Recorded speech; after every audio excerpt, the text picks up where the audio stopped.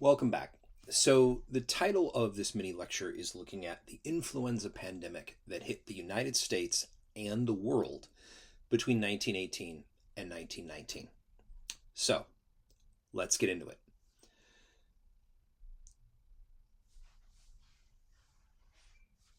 The period between 1918 and 1919 has a lot going on in the arc of the history of the world and in the US.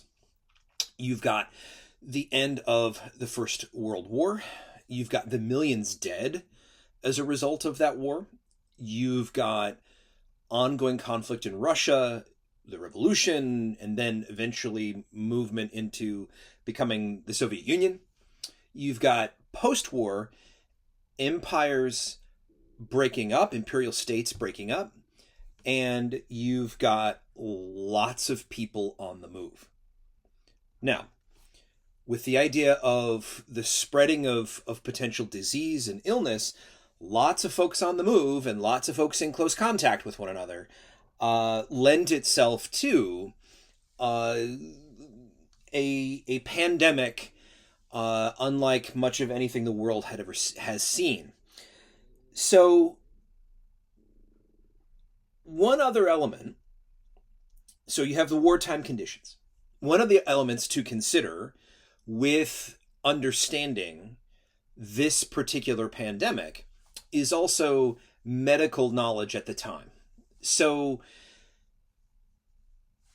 while U.S. medical knowledge may be, what it is, at this point in the 21st century, at the end of the 19th, early 20th century, the U.S. medical community is really just engaging in its sort of early professionalization.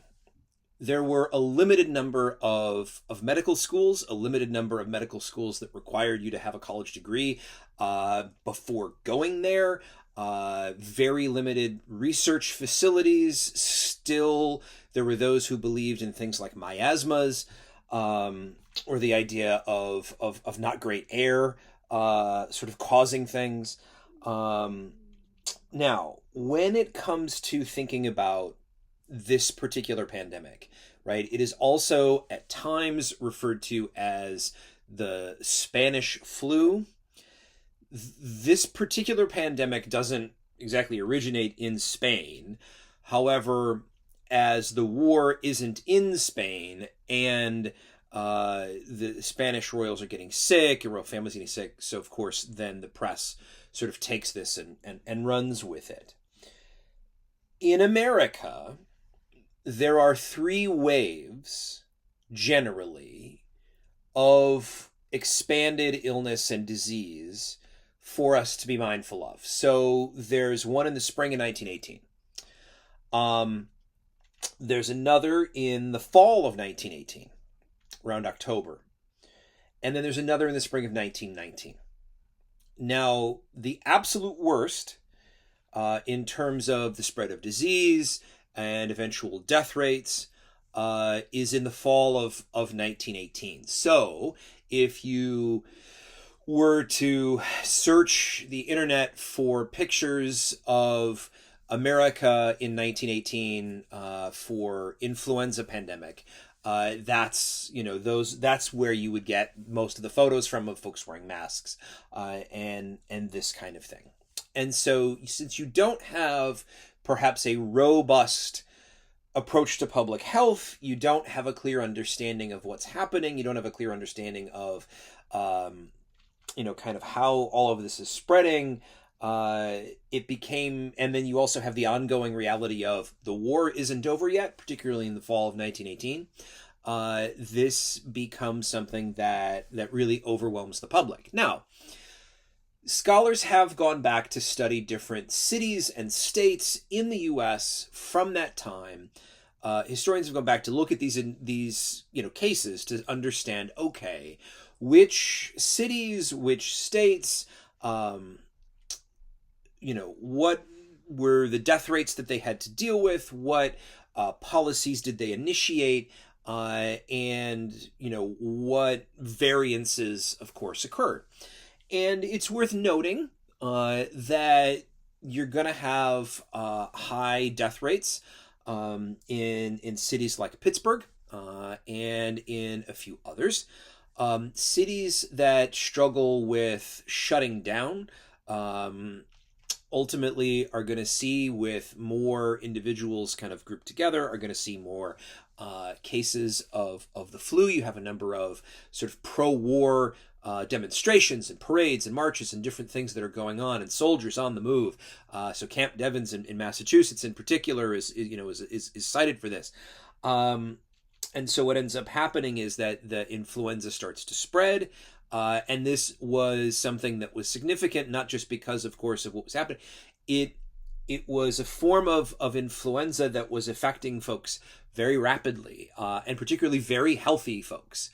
So not just folks with other factors or other conditions, but sort of young, healthy individuals in the light, kind of their lives, were becoming sick and dying, and their lungs are breaking down, filling up with fluid, and their organs are breaking down.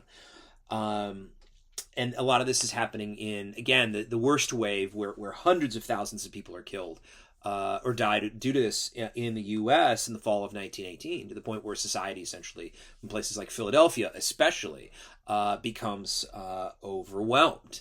Now, the final major spread of this occurs in early 1919, and there was concern, of course, afterwards, but there was a certain level of America and the rest of the world kind of wanted to move on. Now, the difficulties with this, of course, are many. So the historian Alfred Crosby, in his work on the influenza pandemic, makes pretty clear, the idea that we tend not to want to prepare for things that we view as normal or mundane or routine. We think of the sort of larger bad other as potentially this scary thing, when in reality it's things like the flu that can really cause significant damage, and this does. We don't have great numbers in terms of how many people died in the U.S. From this particular pandemic. If you're to go on the internet and sort of just generally search, little just under 700,000, so around 675,000 or so. The Cleveland Clinic and others will cite this as the figure, but it's potentially higher because notations for deaths in the U.S. at the time might have mischaracterized or misnoted things.